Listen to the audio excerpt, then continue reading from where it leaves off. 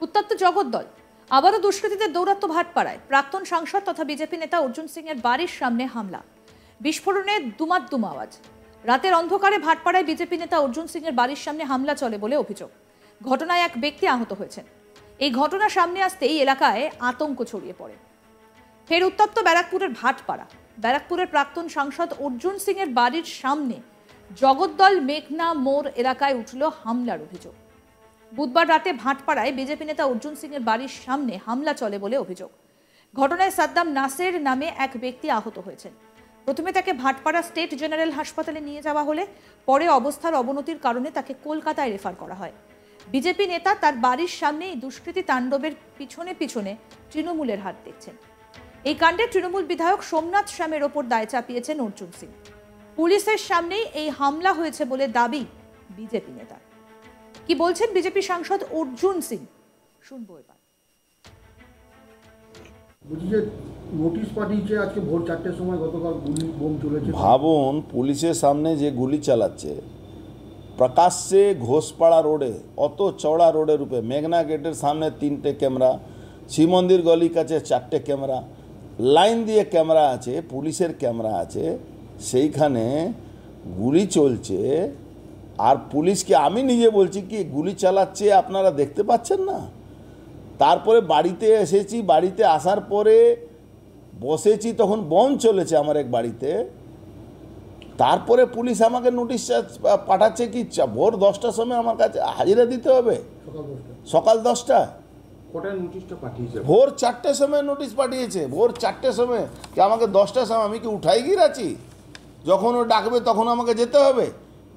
এই দলদাস পুলিশ লজ্জা হয় না? এদের হিম্মত থাকলে আমি আবার চ্যালেঞ্জ করছি, আমি কোর্টে এটা নিয়ে চ্যালেঞ্জ করব যে আমি বারবার বলেছিলাম কি এই নজরদারির জন্য এই ক্যামেরা রাখা হয়েছে, তাহলে এই ফুটেজটা কোর্টকে প্রডিউস করুক, এই ফুটেজটা পাবলিকলি প্রডিউস করুক। আমাকে ডাকতে হবে না, আমি সরাসরি গিয়ে গ্রেপ্তারি বরণ করে নেব। এই কালকে যে গুলি চলেছে সেই ফুটেজে গুলি কে চালিয়েছে, কে গুলি চালিয়েছে আমি এটাই জানতে চাইছি। এটা তো গুলি চালিয়েছে, সে তো পুলিশের সামনে গুলি চলেছে। সেকশন তো কিছু বাকি নেই, সেকশন কিছু বাকি নেই, শুধু এক্সপ্লোসিভ সেকশন নেই। যেন এক্সপ্লোসিভ সেকশন দিলে এনআইএ চলে আসবে, এই জন্য এক্সপ্লোসিভ সেকশন দেয়নি। অসম্ভব, এটা যাওয়ার ব্যাপার আছে নাকি? আমি কি রাস্তায় পাকেট মারাছি কি আমাকে যেতে হবে? এ ডাকলেই পুলিশের সামনেই তো বোমাবাজি হচ্ছে, পুলিশের সামনে দোকান ভাঙচুর হয়েছে, বিজেপি কর্মীগুলোকে দোকান ভাঙচুর করেছে। এর আগেও তো নমিত সিং ছিল, ঘটনা ভাঙচুর হয়েছিল 4 অক্টোবরে এরকমই একটা হামলা এই নমিত সিং ভোর 6টা, 7:30, 7টার সময় করেছিল। অন্যদিকে তৃণমূল বিধায়ক সোমনাথ শ্যাম জানান, মিলের শ্রমিকদের মধ্যে ঝামেলা হয়, সেখানে গিয়ে অর্জুন সিং তার ছেলেদের নিয়ে গিয়ে হামলা চালায়, তাকে অবিলম্বে গ্রেফতার করতে হবে। কি বলছেন তৃণমূল বিধায়ক সোমনাথ শ্যাম, শুনবো। মিলের ভিতরে কোনো না কোনো মজদুরদের মধ্যে ঝামেলা হয়েছে, মেঘনা জুট মিল। আচ্ছা, তারপরে সেখানে মজদুর ভবনে থাকা 2 ছেলে লিব্রা এবং বিট্টু, তারা ওখান থেকে ওদের মারধর করে এবং মারধর করার পরে তারা তাদের আত্মীয় স্বজনকে ডাক দেয়। তার ছেলে এবং তার ভাইটাইরা যখন গেটে আসে, তার মধ্যে অর্জুন তার ছেলেপেলেকে নিয়ে এসে গেটের উপরে এসে ঝামেলা করে এবং ফায়ার আর্মস দিয়ে গুলি চালায়। মেঘনা জুট মিল গেটে ভিতরে ছিল। একজন আপাতত ইনজিওর্ড পেয়েছি, 2-3 জনের বাসে মাথায় লেগেছে, একজনের আরও মাথায় ইনজিওর্ড হয়েছে, একজনের লেগেছে। এখন পর্যন্ত 3 না 4 রাউন্ড রাস্তায় পাওয়া গেছে, আর বাকি যার লেগেছে এবং আরও পুলিশ খুঁজছে আরও গুলি যদি পাওয়া যায়। একটা বোমা হয়তো পড়তে পারে ওই 18 নম্বর গলি, যেটা মুসলিমদের পুরো অঞ্চল, ঠিক মজদুর ভবনের সামনে। সেখানে অর্জুন নিজে গেছিল, নিজে যেয়ে সেখানে সবাইকে তাড়া করে এবং মারতে যায়।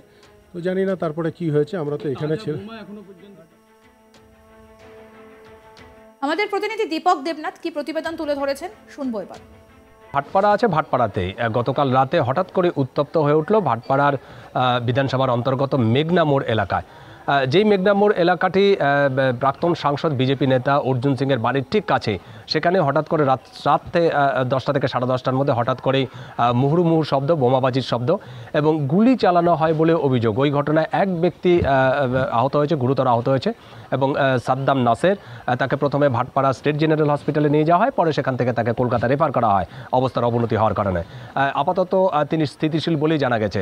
কিন্তু হঠাৎ করে এই ঘটনায়, এই যে বোমাবাজি এবং গুলি চালানোর ঘটনা, হঠাৎ করেই সাধারণ মানুষের মধ্যে একটা আতঙ্ক ছড়িয়ে পড়ে, চাঞ্চল্য ছড়িয়ে পড়ে ঘটনায়।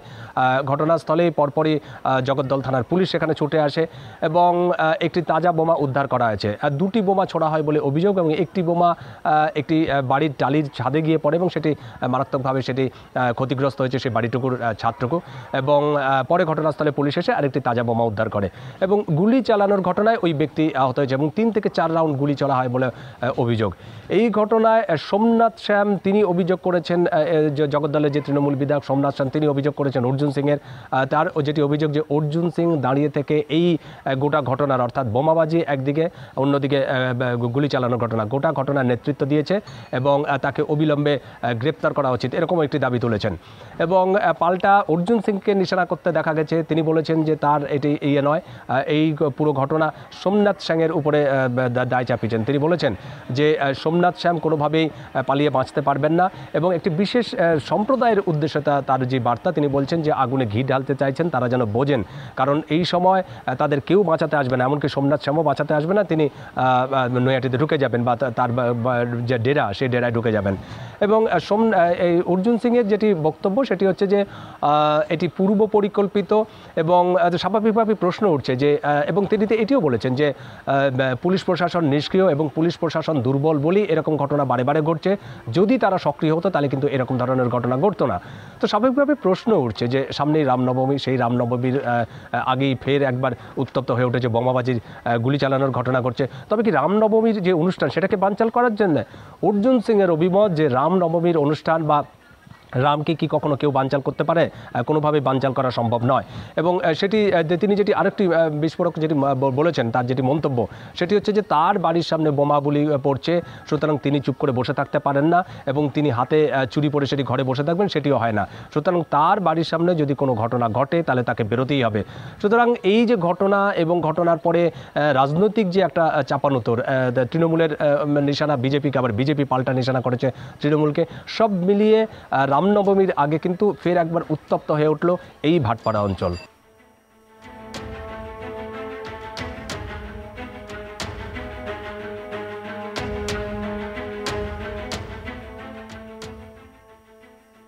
আরও আপডেট পেতে দেখতে থাকুন আজ তাক বাংলা, সাবস্ক্রাইব করুন, নোটিফিকেশন পেতে বেল বাটন অপশন প্রেস করুন, হোয়াটসঅ্যাপেও ফলো করুন আজ তাক বাংলা।